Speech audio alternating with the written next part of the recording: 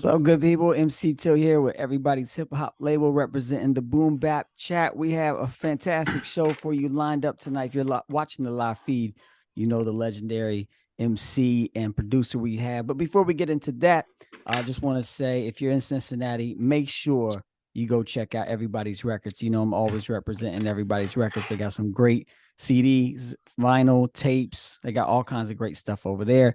And also, if you don't have our new book yet, the Boom Bap Review Volume 5. Make sure you go pick that up. You can go to boombapreview.com. You can search on Amazon, get it there, but make sure you pick it up. So I'm representing those things tonight. One of the co-hosts, Profound of the Boom Bap Chat. What's up with you tonight, man? Who you representing? Man, I'm representing the youngest Profound in the family, QB5 Elijah. We working hard on this all-star team that he made for Nevada, so we getting ready to travel to Texas to play and beat up on some other 12-year-olds across the country. You know what I mean? QB5 is ready. QB5 is QB1 on the all-star team, so we out here trying to get our Patrick Mahomes on. All right, man. Good luck to y'all, man. Good luck. Also co-host iomos Murad is with us tonight on location. iomos, what's going on, man? Who you representing tonight? What's the word, man? Representing Toronto hip hop, man. I'm headed to a show right now. My man DJ Versatile, King Just, and some other artists that's on the bill. So I figured, I'll come out the house and see what's popping. So shout out to them, bro. Right on, man. Good to have you on tonight. Yes, yes. Tonight we have two artists hailing from the great state of Ohio. One is an excellent MC with numerous quality projects under his belt, and he has worked with darn near every rapper I've ever known. He does features all the time. He gets features all the time. He's got a great feature album with the producer we have on tonight, who's worked with some incredible artists. Of course, Yasin Bey and Talib Kweli, Casual of Hieroglyphics, John Robinson, Sadat X, and many, many more. Plus, he went on and became a certified professor at the Ohio State University, which is super dope. Yes, indeed. And our guest tonight joined forces recently for a really dope project called Criminal Blinded. That's such a dope title, dope album cover, dope album all around. So we're going to get into that new album and a bunch of other stuff right now. Let's welcome to the Boom Bap Chat, Cas Metah and J. Rawls. Yep. Yeah. What up? What's up, Cas Metah? How you doing? Chilling, man. Cold chilling. J. Rawls, how you doing, man? I'm feeling good in the neighborhood, man. I'm chilling. What to do? Hey, I'm glad you guys are on. J. Rawls, you've been on a few times, for sure. And Cas, I think you were on I think you might have been on the very first ever Boom Bap Chat. I want to say you were there. First, second. First or second? Second, yeah. Yep. Done a couple. Did the Powell Bundy one, did the SI one, and then I just been a fly on the wall, linker in the background on a few as well. So, yep. Yeah, I remember. Yeah, because when we first started the Boom Bap Chat, a lot of people don't know this, but it was originally going to be like everybody come into the Zoom and ask questions and comment and have a conversation. We were going to do like this hip hop community thing. And then it just kind of merged into like a more traditional, podcast type of thing. So Cas Metah was there as the fly on the wall from the very beginning. I used to be off every Thursday night. So it was like real easy to tap in with y'all. I actually work on Thursdays now, but I'm on vacation tonight. So we made sure that we linked up with y'all again for this special vacation day, just to come see my boys on the Boom Bap Chat. You heard? That's what's up. I appreciate it. Well, 2 weeks ago on our last episode, we also had an Ohio MC on. We had Dirty Needles on, and he was a lot of fun to talk to. So I wanted to start out tonight and just ask you about Ohio hip hop. What is it about hip hop in Ohio that really excites you and that you really appreciate about the great state of Ohio? We'll start with you, J. Rawls. Shoot, this is home. So, what can I say? I think the thing I like most about Ohio hip hop is the variety. You know what I'm saying? There's so many different styles of artists. And the cool thing for me, I find out about a new artist every week. You know what I'm saying? Somebody new that I didn't know.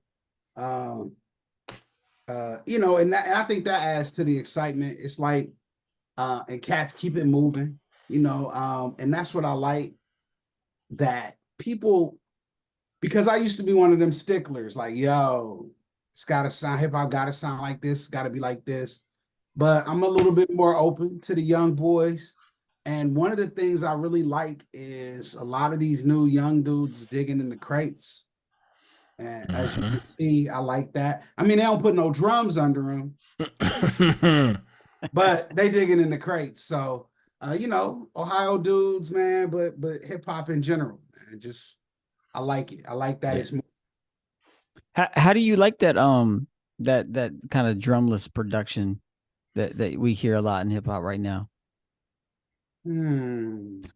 It's all right. It don't move me like that. I did a couple of them just to see if I could. And basically I just made beats and then took the drums out and I was good to go. I don't know. I mean, I guess it's cool. I mean, you gotta, you know, change it up. Things are gonna change. But for me, I always start with drums when I make beats. So that's a little weird for me because you know, the drums move for me. That's what, you know. Now, if you get something, I forget the name of it, but like the Larry June and Alchemist. I mean, not Larry June, that's dope too. But the Alchemist and Rock Marciano with the 24 karat black, the way he flipped that, right? The drums are so prominent in that it didn't even need it. It's so banging, but like, you know, some of them just be like strings and they rap over the strings, and I'll be like, it sound like I'm waiting on the beat. I'm waiting on the beat to like where the beat, where the beat, where the beat, where the beat. So yes, some of it I'm just surprised that so many people like it.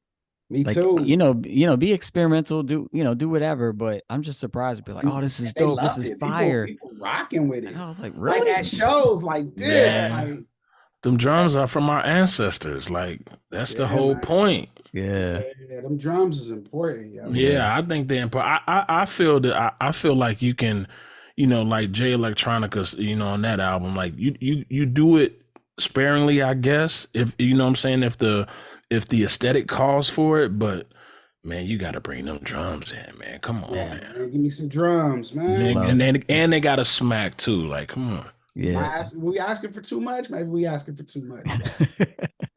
Yo, Cas Metah, what excites you about Ohio hip hop right now? Oh man, like I definitely get off on the versatility of seeing how diverse we can be. You got a little bit of everything here, which like is kind of dope to me.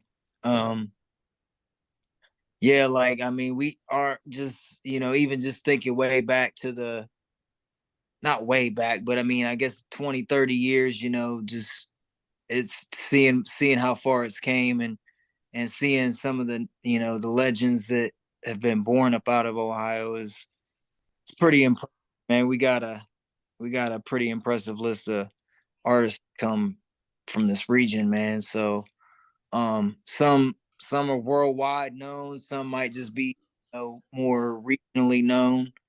But the amount of talent is just, it seemed to end.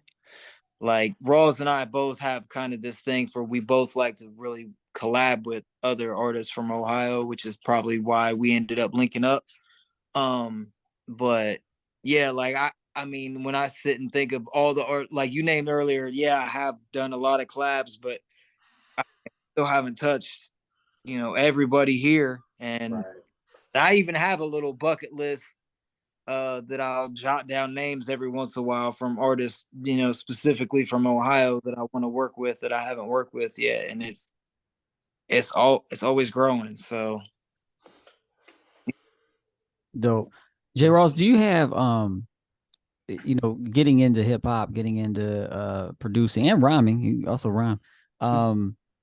Did you have mentors that like help shape and guide you? That's a great question. Definitely. I've even put my mentors on a couple of my tracks. I mean, a couple of my albums. My mentors are a group named Spirit from Columbus. Spirit just kind of shaped everything that I was doing when I was young. Like I did my first talent show with Spirit. Like they threw the talent show And just watching them is how, you know, I watch how they grip the mic. I watch how they had the energy on stage, just different things like that. And I learned a lot from them. You know, when you talk about Columbus, also Watusi tribe, you know what I'm saying? From the Natty, learning a lot from Mood. I learned a lot from Tay, Maine, Jocelyn, you know, so yeah, I've had a whole bunch of mentors, man. I think a lot of people have inspired me and shaped who I am in this game. Yo, I'm so glad you mentioned Watusi Tribe and Spirit. Spirit was on the Hip Hop Effect album, right? Yeah, okay. Yeah, they're dope.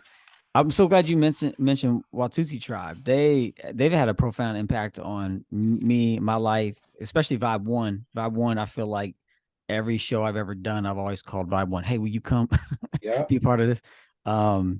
Yeah, great dudes, man. And they really inspired me to be a better performer because I thought I was the ish when I was performing, and then I saw them perform. I was like, oh, okay. You was like, oh, I ain't doing it right. Yeah, exactly. I need to practice. Right. That's Yeah. how Yeah.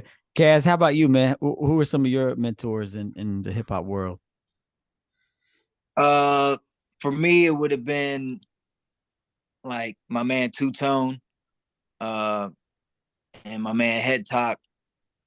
And it's funny you mentioned Watusi because Tone is actually, before he lived in Greenfield, he was from a Cincinnati area, and I think he knew those guys even then. So yeah, their legacy runs super. Yep. But so they were probably an influence on one of my influences is what I'm getting at. But it's crazy. But Tone for sure, and my man Just Me for sure. Um Yeah, like they're the two that pop out. I mean, and I had others, you know what I mean, like more long distance, even out of state guys that I would just build with on the phone for like hours. Like I remember Seth Static used to give me game like for like years, you know what I mean? I was on his neck, like, and he'd be, just dropping jewels on me on the phone. Uh Plato was another one early on. Man Child. There's a handful of them, man. Did you ever interact with 50 Futuristic? Yeah. Oh yeah, for sure. I Do you used to know go this out. name? Shit. I Nah, used don't. Yeah. to sleep on his floor, man. I used to go out to Greenfield, Indiana, and sleep on that dude's floor and do shows with him and DJ Type A. Type A is doing his thing out in LA right now, man. I don't know what happened to Fitty. I think he just disappeared. Okay, But so Type A is still doing his thing. I need to reach out to Type A because Fitty had, a pretty huge impact on me, and I don't know where he's at, so I'd love to get in touch with him again. yeah, Type A just did some. I saw on his Facebook. He just did some like hip hop museum type thing out there in LA. He had Exhibit and Razkaz, and I think Kid from Kid and Play was there. He had a handful of people up in the building. Okay. Remind me and I'll shoot you the link. All right, dope. Wow. Speaking of people doing big things, I wanted to ask you about something that was in the hip hop news recently. We've been kind of trading thoughts around on the Boom Bap Chat about it, and the Grammys. And I don't know if y'all saw Karis One's snippet about how the reason why he didn't go and be a part of it. Did y'all see that I heard about circulating? it. I didn't get to watch it all the way through. So essentially, he was saying, like, okay, you're going to wait 50 years. You've ignored hip hop for 50 years. And now all of a sudden you want me to come. He's like, no, I'm not coming.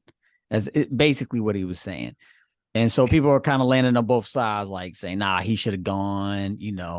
People are agreeing with him, like, yeah, forget the Grammys. Like, that was the right move. Just curious to know what y'all think about, the Grammys now, kind of not all of a sudden, but like coming around and like, oh, yeah, hip hop is dope. And, they historically have not been that kind or, that hip to hip hop in general. So just wanted to get your thoughts on that. Gaz, you want to go first? Yeah, I caught a little bit of the KRS rant. I watched it for a handful of minutes. I don't know if I watched all of it. I probably shut it off after I felt like I got the point. But But I mean, I tend to agree. I didn't watch the Grammys. I don't ever watch the Grammys. I didn't watch it this year just because they had a hip hop 50 celebration either. Like, F the Grammys, dog. I don't care. Y'all mean, man.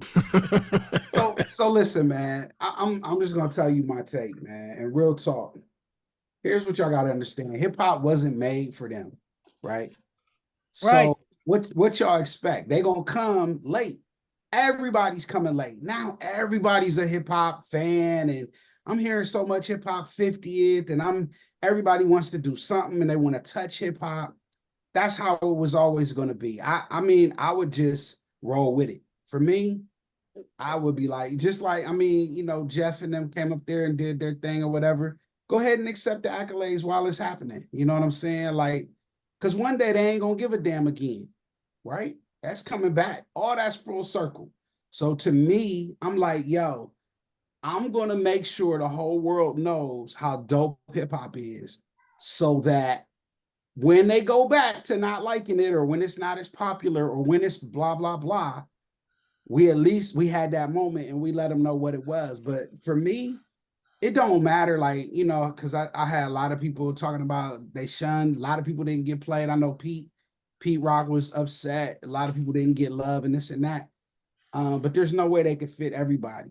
You know what I'm saying? There's no possible way. And and we know what real hip hop is. We know what the real is. We know what's up. You know what I'm saying? So you not being on the Grammys, or like KRS-One saying I'm not really with it or whatever, I mean, that's fine. That's his opinion, but we know who's dope. We know what KRS means to hip hop, and each of us know what KRS-One means to us. And that's even more important. So for me, I'm good. I'm good because I can always go in there and pull out my vinyl and I can put on whoever I want to hear. So that's just my Facts. little percent. Yeah. Facts. Pro, thoughts? I feel J. Rawls, but I also feel KRS-One too. I'm kind of like, but again, you know, like when I was coming up, we watched the Grammys to see Michael Jackson. You ain't watch the Grammys to see nothing hip hop. You know what I mean? Like we was trying to see Mike. We was trying to see Mike then. So I didn't care either way, you know, but I wasn't like, you know, intrigued to look, you know, to be like, oh, the Grammys doing something for hip hop, and oh, let me check it out. And it was like, yeah, well, you know.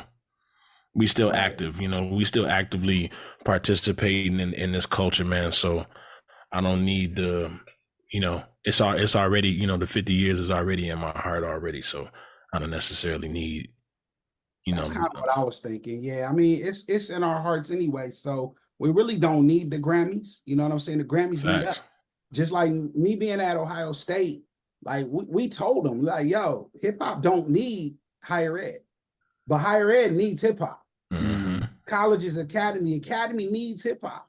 So I mean, and the powers that be get that, but that's part of it. The Grammys is realizing hip hop don't need you, but we need hip hop, so they come call, and that's all it is.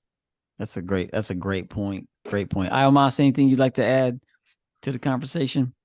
Well, you know, I definitely agree with J. Rawls and what Profound said. I mean, I'll definitely lean toward what Chris did, and I respect Chris for his values. You know, standing on his principles. You know, if he felt like, you know, if he felt the way he felt, then him not going, you know what I'm saying, I respect that too. And those that went, like Till said in the chat earlier, like, respect to those who went and respect to those who didn't go, you know what I'm saying, who choose not to be a part of it. Because like J. Ross said, hip hop wasn't created for them. You know what I'm saying? It was created from the streets. It was created for community. It was created for the people. You know what I'm saying? So it wasn't created for them type of spaces. So I definitely agree 100%. But I you know, I give a lot of respect to KRS-One for standing on his values and his principles. You know what I'm saying? Because, you know, some people, they would have just been like, yeah, damn my principles. I'm going. They sending me the invite, I'm going to go. But because he feel like he's standing on business, he decided not to go. So I got a lot of respect for him for that. Yeah. You know yeah, no doubt. I feel like, you know, I don't think there's really a wrong answer. Like, you know, if you want to go, and try to do your Exactly. thing and Exactly. represent, great. And if you're like, nah, I'm not with it, great, So respect all of the above. Yes. Cas Metah, would you go if they sent you an invitation? I mean, an invite, that's a whole nother conversation. I mean, I'll go check it out. Like, I'd go check it out if yeah, I'd probably go check it out. Yeah, I probably would, honestly. Yeah, I think I'd want to go. It'd be fun, check out all of it for sure. All right, little break in the. Before we yeah. go on, you remember I don't know if y'all remember the conversation that Jay Dilla and Q-Tip had. Like, you know what I mean? Q-Tip wanted to go to the Grammys, but Dilla didn't. Because Dilla wasn't, you know what I'm saying? That wasn't Dilla's thing. Like, Dilla would rather be at the crib working on beats. He didn't care about the Grammys.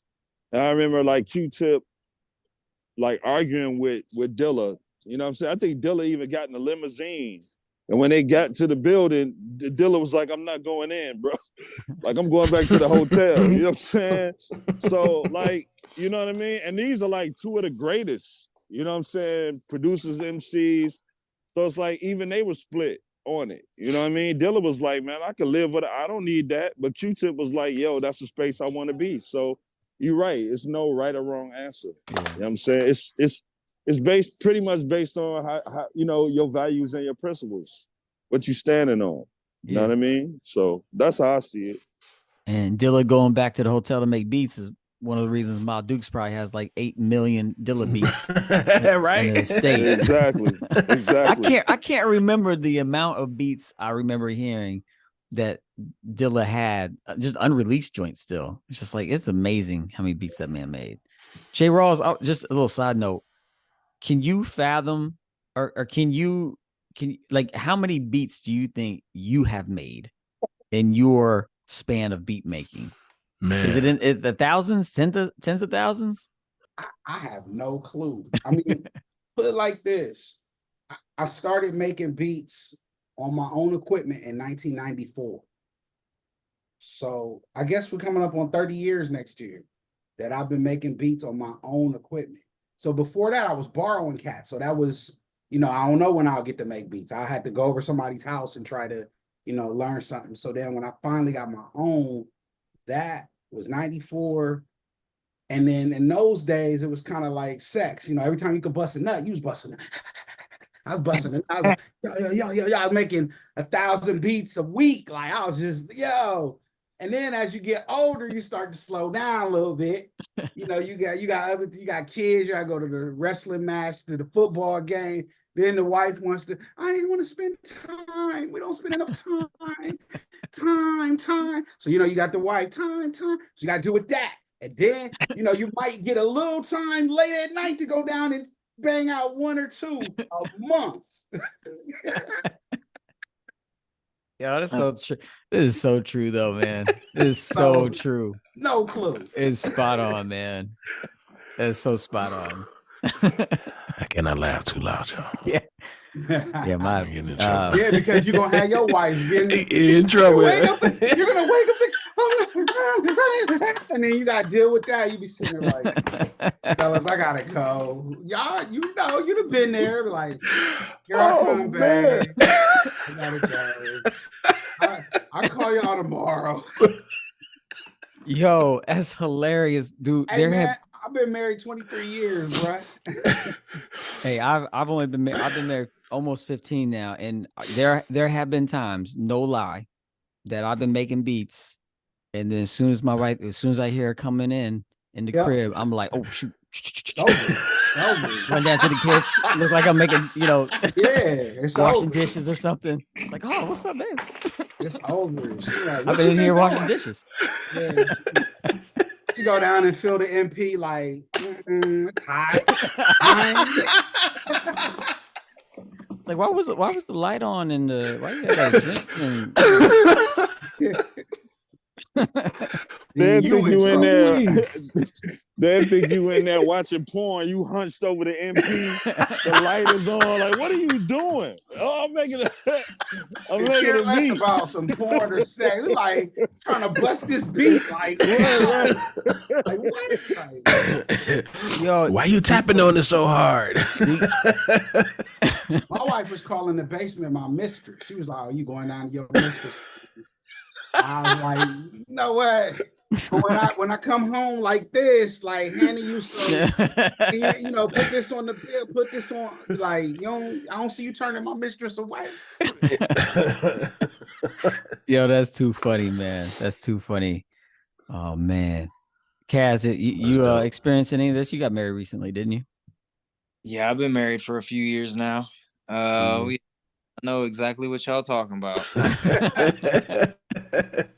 And add some kids to the mix. Oh man, you can forget it. Yeah, Bro, my wife then came in my sessions when I'm rhyming and like, what do you mean when you say that rhyme? I'm like, would you get out of my creative space? I'm not about to explain my bars to you. Like, get out of here, man. Like you said, this is my creative space. Like, this is my area. Explain your bars. Right. What do you mean when you say it? Man, if you don't get up out of here. That's for real, bro. Who is Tina? Hang on, profound. wait, hold on. Say it again. Say it again. What is it? You gonna make it profound? You dying? Bro, man, because man, you know, you be thinking you the only one going through it, man. And man, bro. I don't even write if my wife's here. I don't record. I don't do nothing. I do that when she is not. Period. Exactly. Same That's need, yeah. yup. I do the same thing, bro. For sure. That's when you got the most peace. Exactly. Exactly. Hey, and I'm laughing because we do the podcast. I'm in our room, so she's not in here while we're doing the podcast. So by the time we get done, she be ready to come in here and go to bed, and I'll be in here kicking it with y'all, man. She be texting me, "You done? Yeah, y'all still on the?" And she watched, she be watching too, so she could tell when we go off live. Like, how long are you gonna be? I'm like, yeah, man. He said she be watching. Oh, you better be careful. Yeah, man. Profound loves you. Everything's good. He ain't say nothing. Man, boy, that's a good one tonight, boy. They It got was. me. Yes. All right. Just having some fun. A little midway break. Can y'all name? You don't have to name your top 5, but can y'all name producers that have really, really inspired you through the years? If you make it 5, that's fine. But can you name some producers that just go to every time they put out something, you're just inspired? Who you got, J. Rawls? Y'all needs top this and top that, boy. It's hard to just say 5. You asking me to name 5? No, you can do more. You can do more. I mean, it could be a billion. There's so many people that influenced me. I mean, so off the top is Q-Tip for me. Q-Tip as a producer is everything to me. Of course, Pete. Of course, Dilla, but High Tech. My man Rashad from here, Columbus. Mm-hmm. My man Rob Riley from here. He's in the Liquid Crystal Project. He's incredible. He inspires me. Did I say High Tech? You did, yeah. Yeah, But say him twice. Do you think High Tech get the props he deserve, Rawls? I don't think he do, bro. He probably Tech don't, is a but beast, bro. he probably don't, but he get the paychecks he deserves. You know, he got the Dre and the big boy stuff. So yeah, he good, but you're right. But yeah, he's probably one of the best. I mean, like when I met High Tech, he was still a teenager, and I was an adult at college, and I was looking at him like, what? So he's been like that forever. So he was just born to do this. Yeah, he's super dope. Super. And my observation of him is a super maybe he's not introverted, but he definitely seems that way. You don't like see him a lot. He's not, but he just don't talk out in public like that a lot. Yeah. He watch what he's saying. He kind of like just be chilling. Yeah. Because he's like Dilla. He would rather be like, that's why he didn't tour with Black Star and all that, because he would have rather been in the studio making beats. And we'll get into this possibly a little bit later, but were you, I've seen people say that you were a part of Black Star. No. Okay. No, never. Because that's what I thought you would say, but you know, people decide what they want to decide. Yes, and then I heard people say that High Tech was a part of Black Star. I mean, kind of. He could have been. I mean, that was the nucleus, them three. Those three, yeah. Yeah, but I was the third leg, fourth leg. I was the fourth leg when we went out and recorded in LA. But yeah, that kind of. But the thing about it is, Kweli and High Tech was a group, and Mos Def was a solo artist, and Rawkus asked them to put that together because of, you know, budgeting and that kind of thing. There's like, y'all friends, can y'all just put out an album together? And that's how it happened. But they always like, okay, we'll do this, but we are solo artists, and that's yeah, for sure. Still Cas, how about you, Cas? You got some producers that jumped to mind as some of your favorites? Yeah, I mean, like over the years, shoot, I mean, 90s, I was big into Eric Sermon. Heck yeah. I was big into The Alchemist, Havoc from Mobb Deep. Just trying to throw some other names out there that Rawls didn't say. All those people too. But like he said, there's a billion. I mean, you know, my SI team, Matt Man, Reflex, Theory, all those dudes are nasty on beats. I mean, talk about years of inspiring my pen personally. Gotta go with, you know, producers that I wrote to their actual beats. So definitely the Scribbling Idiots production team. The guys over at the Deep Space 5 came out of the makers of Dust and Plato and Freddie Bruno and those guys. I mean, inspiration here. Rock Wilder, I always rock with. Oh yeah. Tons, man, tons. Yeah. There's a lot out there. Man, Theory has it. Man, that dude is so sharp on the beats. So sharp on the beats. And Dust too, man. Dust is dope.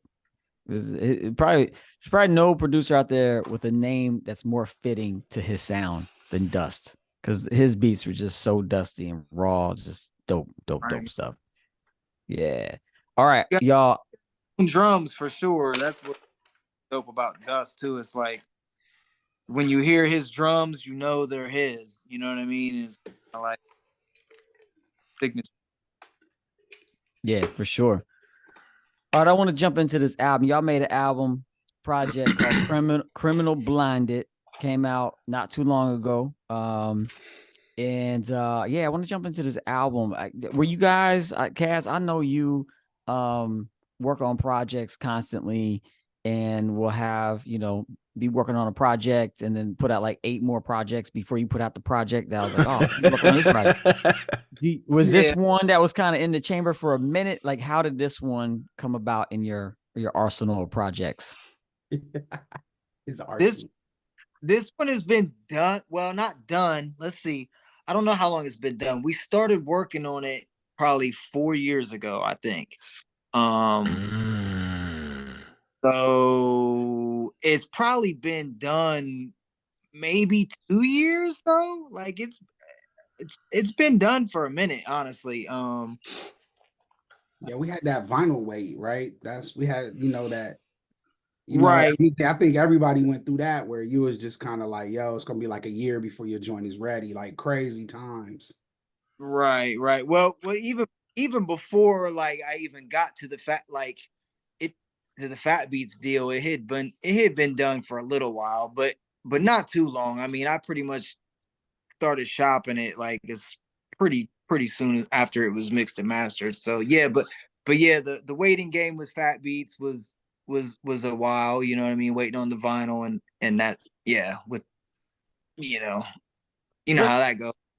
So go ahead. Yeah, I want to ask you a question about that. So when you finish a project and you say you shop it around, is it how much is it the connections you have, 100%. how dope the music is, the who's on the album or who's producing on that, like the name recognition, how important are like those three different legs?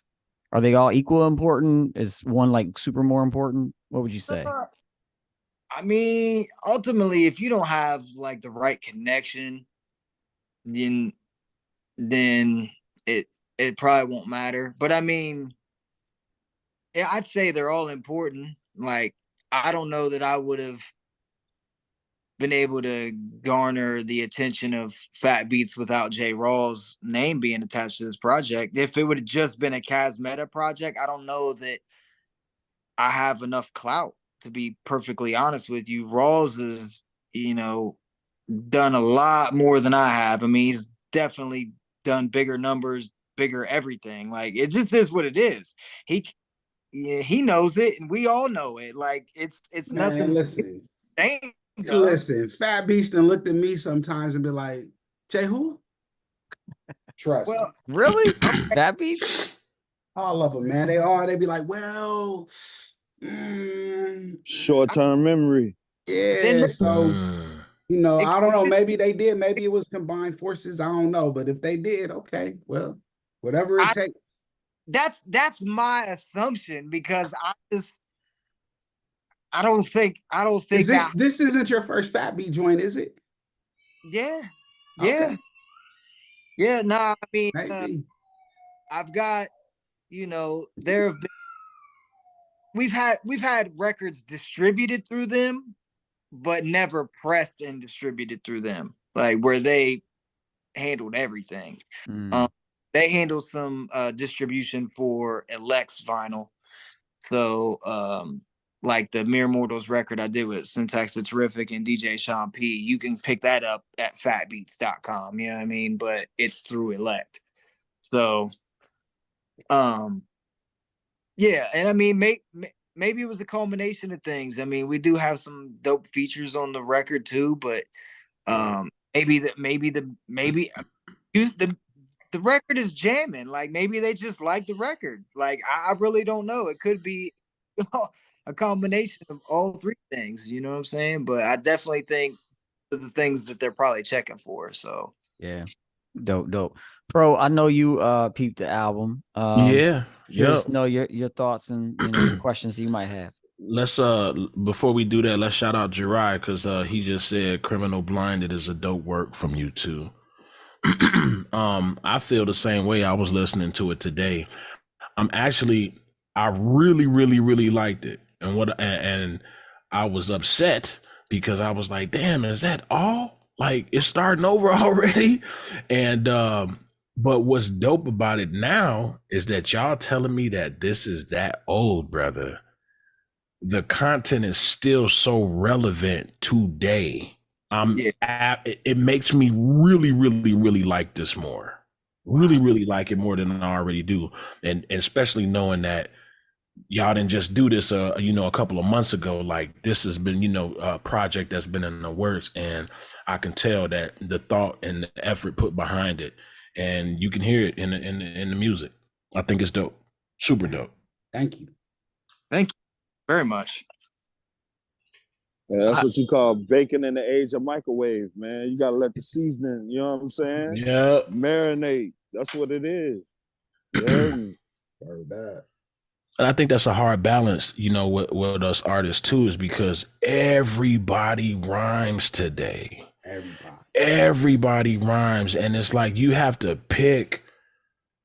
be really strategic about when you trying to drop something, you know what I mean? Because you don't want it to just drop it and then nobody hear it or nobody knows that it's out. And man, it's just hard to pick and choose today. So to be able to get something out and it be like the quality and everything that we be listening and expecting, like, man, I think it's incredible, man. That's big. Good looks. Yeah, no doubt. There's a couple songs on the album I wanted to ask y'all about and highlight, because I think they're just so dope. we talked about drumless production, and the title track "Criminal Blinded" has drums on it. Although it does have, I don't think there's like a booming kick to it. I don't remember a booming snare, so it's a little different.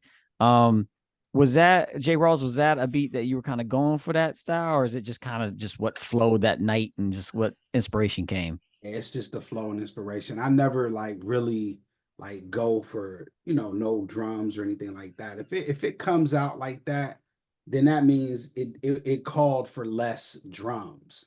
Does that make sense? Yeah. You know, so for me, that's what it was. It's what does the beat call for? Yeah. And also, and like that's what I do, because like I said, I start with the drums, but sometimes I'll dial them back. I'll bring them down, or I'll boost them, make that snare crack. Some stuff I'll be like, I'm gonna bring it back. It just how it feels. Yeah, I like how that one moves. I like the instrumentation on that one, especially. And got Rel McCoy on there. It's been a dope verse. And Cas, can you speak a little bit to just the subject matter of that song and why it was important to have that song on there? Yeah, no doubt. So as everybody on here knows, the Criminal Blinded title is a spinoff of Criminal Minded, right? Like it's clever wordplay, right? It's just some rap stuff, but that's how the idea just hit me at first. It was just a witty play on words, and then the concept kind of formed itself. Like later, it was like, how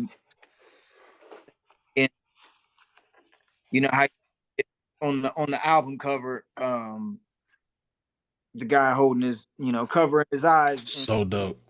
But he's got blood on his hands because facts. He's blind. He's blind to the, like being blind to like homeless. Like, I don't know if you can see like right here. The homeless like, dude in there. We was talking about it. Yeah. So it's kind of like just being blind to that stuff. Like, I think I said it on one of the lyrics on that song you're talking about says something about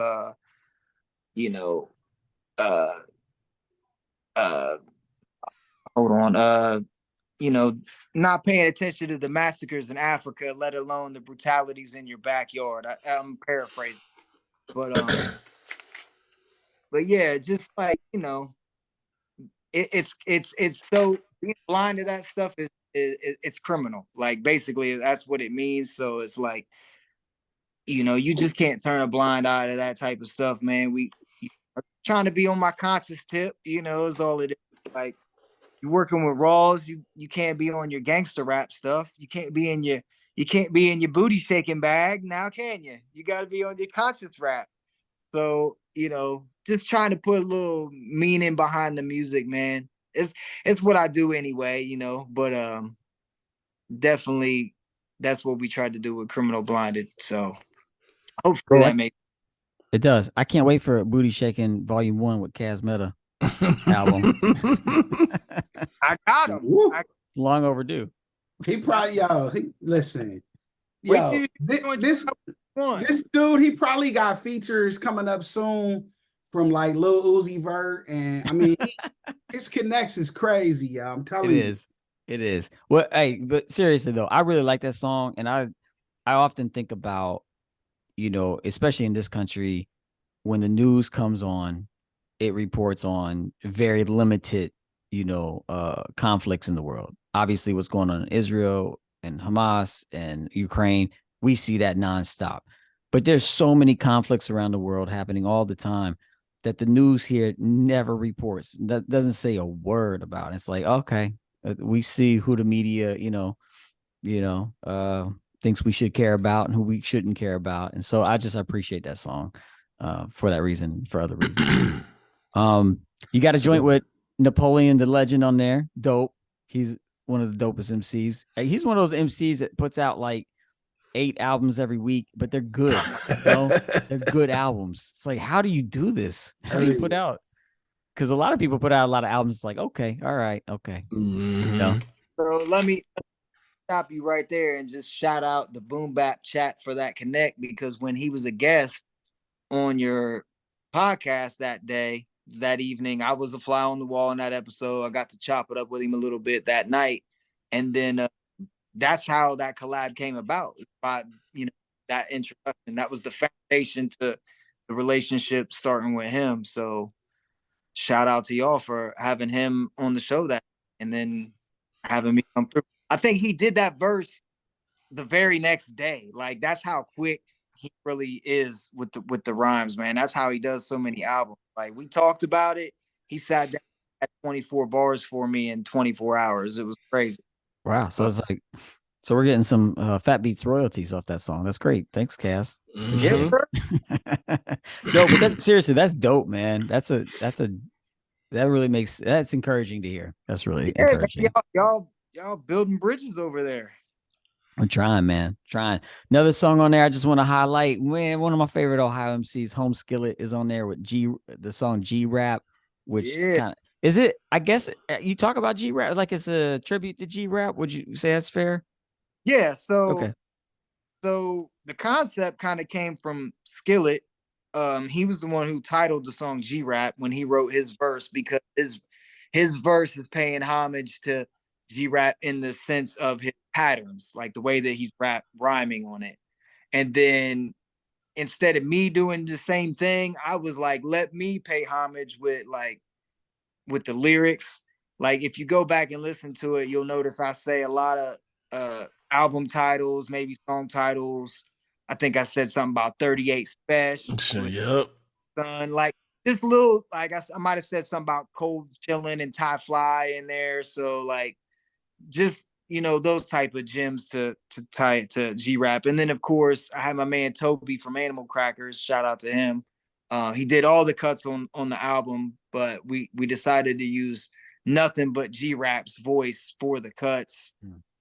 You know what I mean? To tie it together, and then, of course, at the end of the song, I just kind of shout him out and just saying he's one of the greatest MCs ever, and, you know, recognize.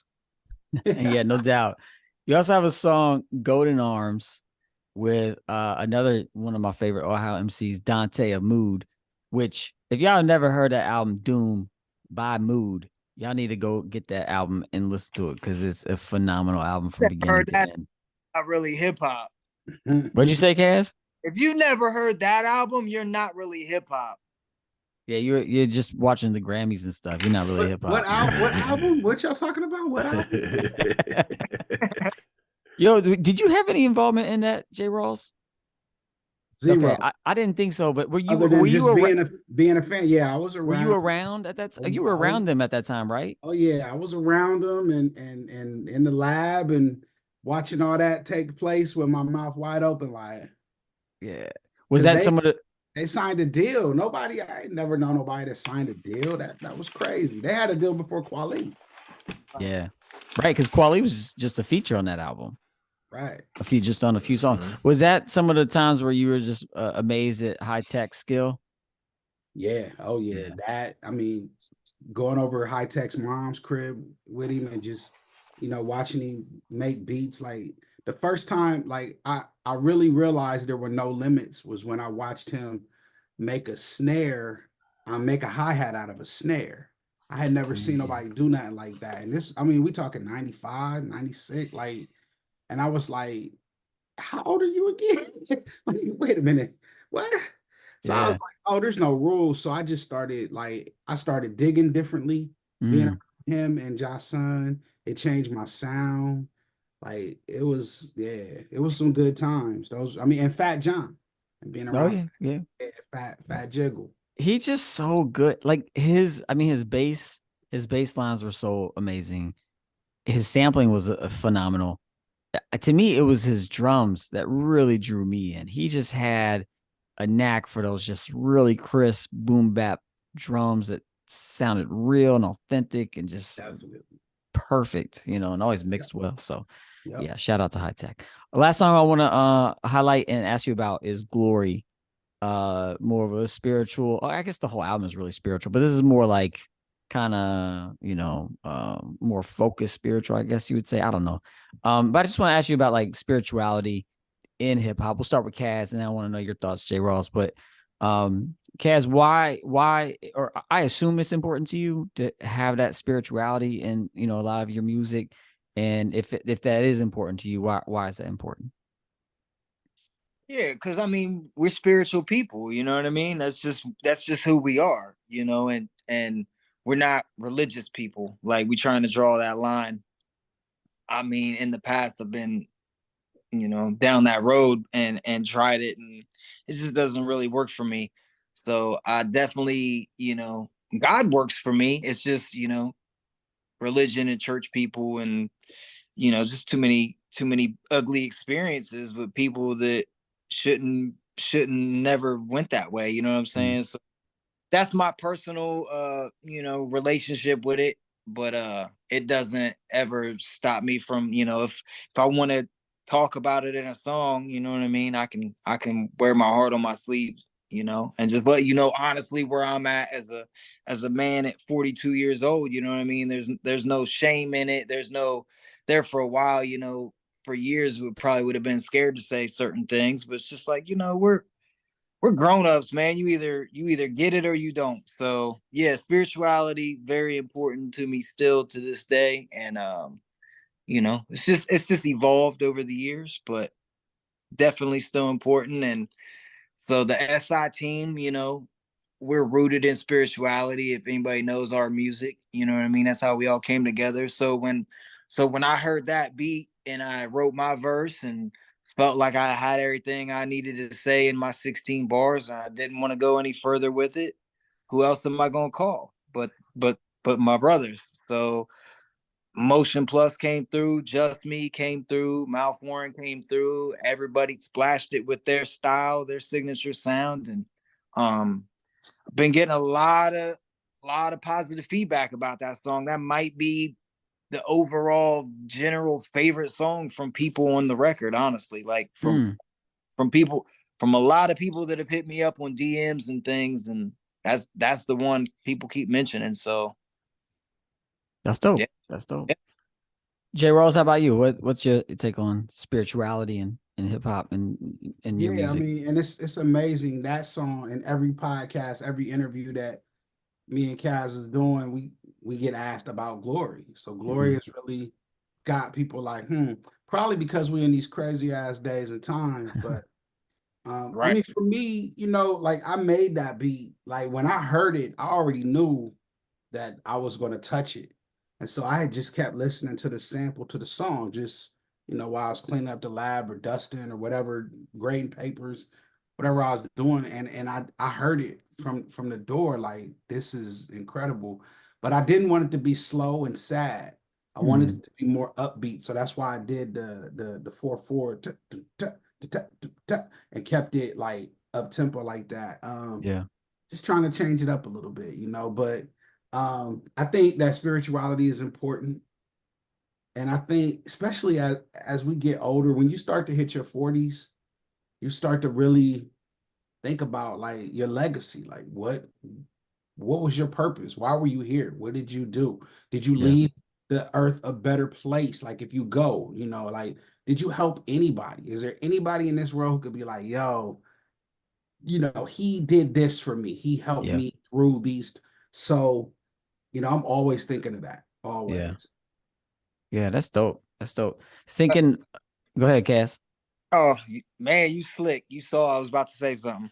I was just gonna say, like, the first song that Rawls and I ever did, which is the only song we ever did together before this EP, we did like 10, 11 years, 12 years ago, called Drowning Man.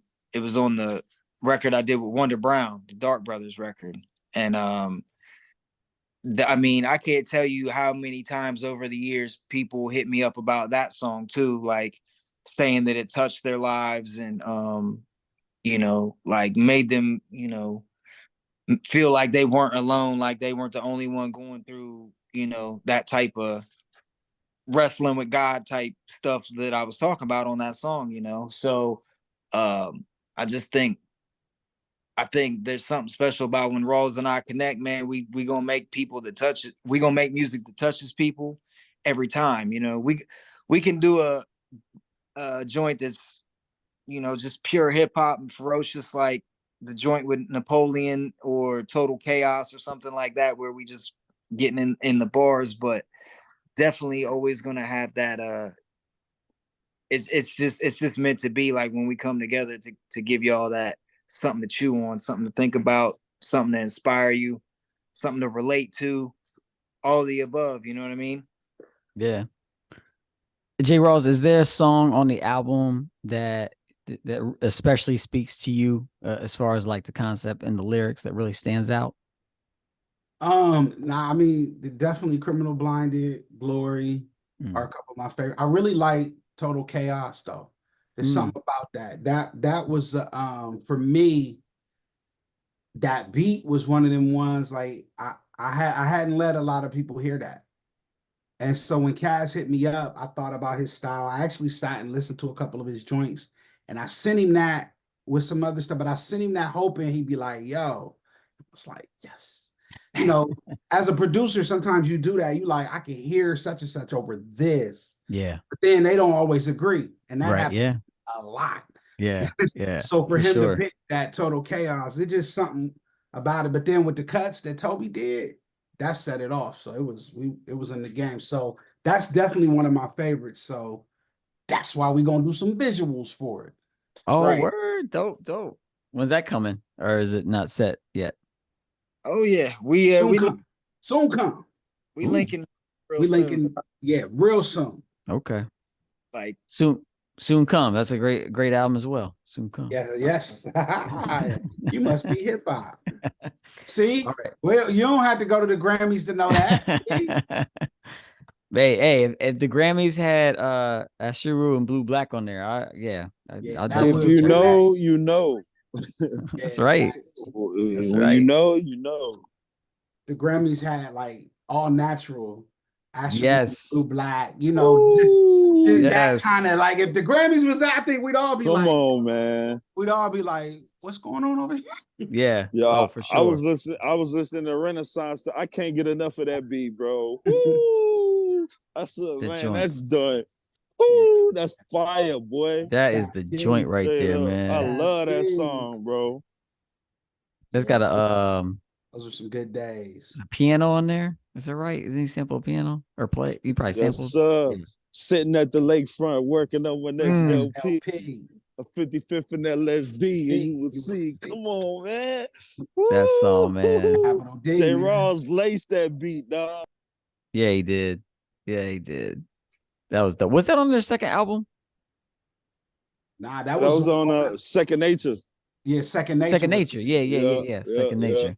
That's a dope album right there. That's a dope album. Jay Sands' verse, he went dummy on his verse too. Mm-hmm. Wait, was that on the Essence of J. Rawls too? Nope. Was Capital D on there? Yeah, there was. Him and Greenweed was on there, but that song. It was a different not that song. Yeah. Him and Mr. Greenweed.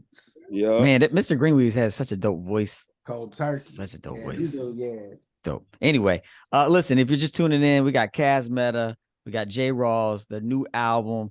You gotta go get it. It's Criminal Blinded. Search on Bandcamp, buy the vinyl, buy the download, get it. It's dope. Of course, it's gonna be dope. It's Cas Metah and J. Rawls together, so make sure you get that. Hey, before we get out of here, we'd like to celebrate some hip hop albums that I think you guys both like, and so we're gonna do a little segment called One Word, where we'll play the little intro. We got a little intro. I don't think we had the intro last time you guys were on, so I'm gonna play this little intro. See if you accept the mission to play our game, and here we go. One word intro. Here we go. Okay, party people in the house. Let's get ready to rumble! In this portion of the show, we'll show an assortment of hip-hop albums and challenge our guests to describe them in one word or less. Do you accept the challenge? All right, there you go, J. Rawls, Cas Metah. Can I get a verbal yes? You accept this challenge? Of course. Yeah. All right. First album, one word or less. We'll start with you, Cas, and we'll jump to you, J. Rawls. This is High Technology by High Tech. I'm gonna say Cincinnati. It's a good word. It's a good word, Cas. Good word. J. Rawls, how about you? One word. Baselines. Bass lines, yes. Yeah, This that is dude. one of the best. And he used to do them on the pads. That I was just watching like all on the pads. That's amazing. Amazing. That's such a good. This is it's one of my favorite produced albums of all time. It's up there with not up there as high as Slum Village Volume 2, but it's close. I mean, this is such a well-produced album in my mind. So, all right. Yep. Next one, I had to pull it out. This is Mos Def and Talib Kweli, our Black Star. And J. Rawls, we'll start with you. Opportunity. Yeah. How many beats did you do on here, J. Rawls? 2. I did 1 and an interlude. 1 and an interlude. Yep. Cas? Let's say, is redefinition one word? I guess so. Yeah. It is tonight. It is tonight. That's right. Our panelists of judges have accepted that as the one word. Good job. Yeah. That's a dope song right there. It's a dope song. Great album. Okay, so Talib Kweli and Yasin Bey, Don't Sue Me. I just printed this up for prop purposes. All right, just prop purposes. This is Black Star, No Fear of Time. Very different feel than the first album, in my opinion. Jay Rawls, will start with you. One word. Otis. What was you say? Otis. Why Otis? Mad Lib, brother. Mad names. Get him, iomos. You know what I'm saying? Mm-hmm. Know what That's it is. Mad Lib's government. You did. Oh, you said, Otis. Oh, okay. I got you. Yes. Cas Metah, how about you? What's your one word?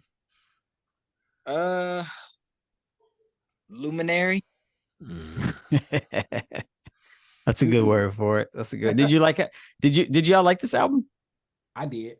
You did? I felt like we talked about this, J. Rawls. Maybe we didn't. I did. I know a lot of people told me no, but yeah, I liked it because I'm a Mad Lib. I call him Otis. Like every time I talk to him, I call him Otis. So or O. But Mad Lib is incredible. And for me, like, yeah, that album's dope. Yeah. Cas, how about you? I haven't heard it. That's all good. That's why you said Luminary. It's all good. I like the album. And speaking of Madlib, I just saw something posted that said Black Thought is working on some music with Madlib. I don't know if that's true. I just saw it go around. I hope that's true. Ooh, okay. That's all I can say to that. All right. Cas Metah, I know you heard this album about 1 billion times. This is Soul Food by Goody Mob. We'll start with you, Cas. Dirty. Yeah. Can I say it? That's the dirty. Yeah, you can say it twice. J. Rawls, how about you? I say funky. You know what I'm saying? I'll probably give it that funky feel. Yeah. Real dope. Yeah. Vibes. Classic album. All right. We got 2 albums for the last round. You can use one word to describe both of them, or you can just talk about them in context of each other. All right. So we have Bringing Home to Ohio. It's Bone, Creeping on the Come Up, and East 99 Eternal. Wow. You know what? Harmonize. That's a good word for it. Both, just because I had never heard nobody rap like that. Like that was like crazy. Yeah. I'm gonna miss everybody. I was like, what? How about you, Cas? Oh man, inspiration.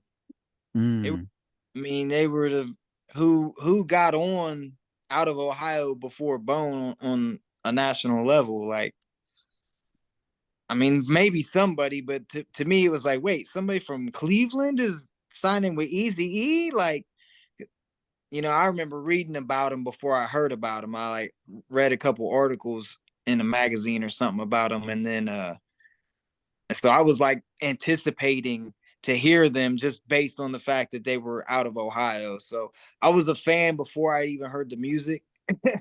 just based off of wanting to root for them because they were from the home team. You know what I mean? So I've always loved Bone, man. I've got a song out right now with Crazy Bone and Twista. That's and yeah, I've done something with Busy as well. But yeah, man, I love Bone, man. I love Bone. Yeah, I'm a huge fan. Yeah, I thought those two albums specifically from Bone were really, really good. And I think sometimes people forget how big they were. I mean, they got super huge for a while.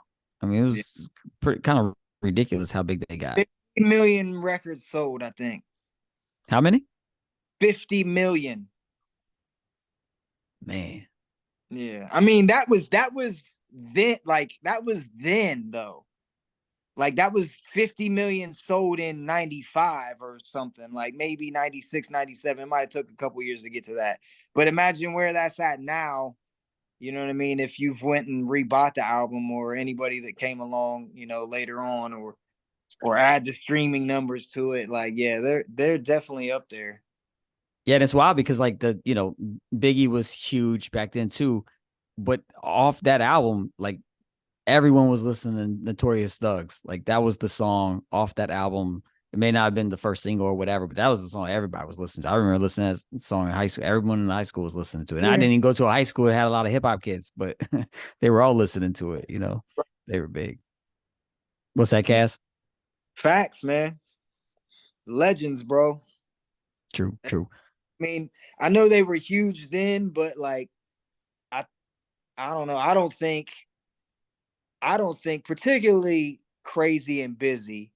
I mean, I'm not taking anything away from the other three. But if you really know who, like, Crazy put in most of the work when it came to a lot of the concepts and getting to the studio first, and he's just a powerhouse, man. Like, even to this day, like, some of the stuff that they're doing solo wise, like, it's still fire to me, to be honest. Like, I was listening to Busy's new album earlier today. I was painting the studio, and I had it on in the background, and like, lyrically, like not what you think of Bone either. Like, he was on there spitting like some bars that could be in a on a battle rap stage or something. Like, I was pretty impressed with it. So I mean, yeah, we could talk for a while about Bone. I really jive with what they do, man. I really like them.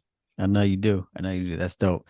Shout out to Bone. Shout out to all Ohio artists. Speaking of shout outs, that's what we do to close the show. We always give shout outs. So we'll do some shout outs around, and then Cas and J Rawls will give you the final shout outs. All right. Yeah. Profound. Who you shouting out tonight, man? Man, I'm shouting out 50 years of hip hop without the Grammys. That's what I'm shouting out. And my brothers, the Boom Bap Chat, y'all know how we do. Bo Stowe, Io, Till, and Big Joe. J Rawls, man, always a pleasure, brother. Cas Metah, it's been a minute. Always a pleasure. Y'all, I don't know what y'all did. Next time y'all put a criminal blinded, just please give me a call so I can be a part. I would love to spit some bars upon the album. Straight up. Right, but that's it, man. Thanks, bro. iomos, who you got tonight? Man, definitely want to shout out Ohio. Shout out my Boom Bap Chat brothers. And definitely want to shout out to all, the hip hop artists that I look up to, that's educators. Started with Dr. Rawls, Asher Rue, J Live. Even though he's not teaching, I still, you know what I'm saying, them are my teachers right there. John Robinson. I don't even know. I'm about to get y'all a blast from the past. The Farah. Y'all remember the Farah? The Farah was an educator. Yeah. And I don't know if I said Grap Lover for sure. You know what I mean? So yeah, shout out to all the educators, man, that I look up to. And because I'm following in their footsteps. So definitely shout out to them, man, for real. Salute. Right on. Yo, thank you, iomos. Want to give a shout out to Sky Blue and Scotty Royale for putting out a dope project this past year, and we're trying to get them on the Boom Bap Chat. I think we have them booked in January. Luca. I don't know if y'all are up on Luca, but really dope Doncic? MC. What's that? Doncic? No, Oh, he's I'm about to say. I can't You know, we hoop around here now, Till. Come That'd on. be, No, that'd be no. a dope MC name though, Luka Doncic. Right? That's true. Bro. Like, But shout out to Luca. We're trying to get on the show. Torre, shout out to Torre. We're trying to get him on the show, working with his people to get him on.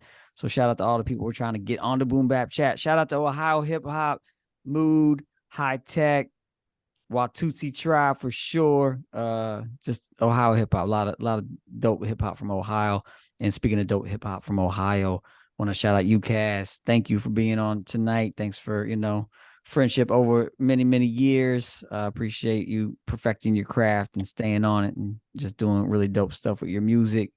And Jay Rawls, thank you, man, for being on the show and for your craft and for taking education hip hop where I think it needs to go. And just really appreciate all you do for the music, for culture, for people, for humanity in general. So thank you both for what you do. And thank you for sharing some of yourselves with us tonight. And with that, I'll throw it over to Cas. Word, I want to shout out all the people that, all the other people that were involved in the Criminal Blinded Project. Shout out to our engineer, Chris D1 Dickerson. He laced it, man. I mean, he definitely had a big effect in the final outcome of the record. Shout out to Tobias Donahue from the Animal Crackers. He did all the cuts on the record, laced it. Shout out to Ghost Octopus, the artwork designer. Shout out Fat Beats. Shout out to all the other features. Rel, Napoleon, Skillet, Dante, SI, Denku, Sleep Sinatra, Blast Mega, Stick Figures, Shiesty Christ. I think that's everybody.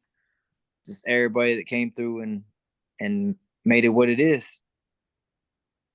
Word. Thanks, Cas. Jay Rawls, who you want to shout out tonight? All right, now I'm gonna shout out Ohio hip hop. There's so many talented MCs, producers, DJs, B-boys and B-girls, graph artists. Just Ohio, man. I got a lot of love for Ohio. And I'm about to drop some news on here that nobody knows. I've just signed on to be a curator for the Cincinnati Art Museum for an exhibit called The Culture, and it's about hip hop, and it's coming to Cincinnati in the summer. So, hey, heck big things coming.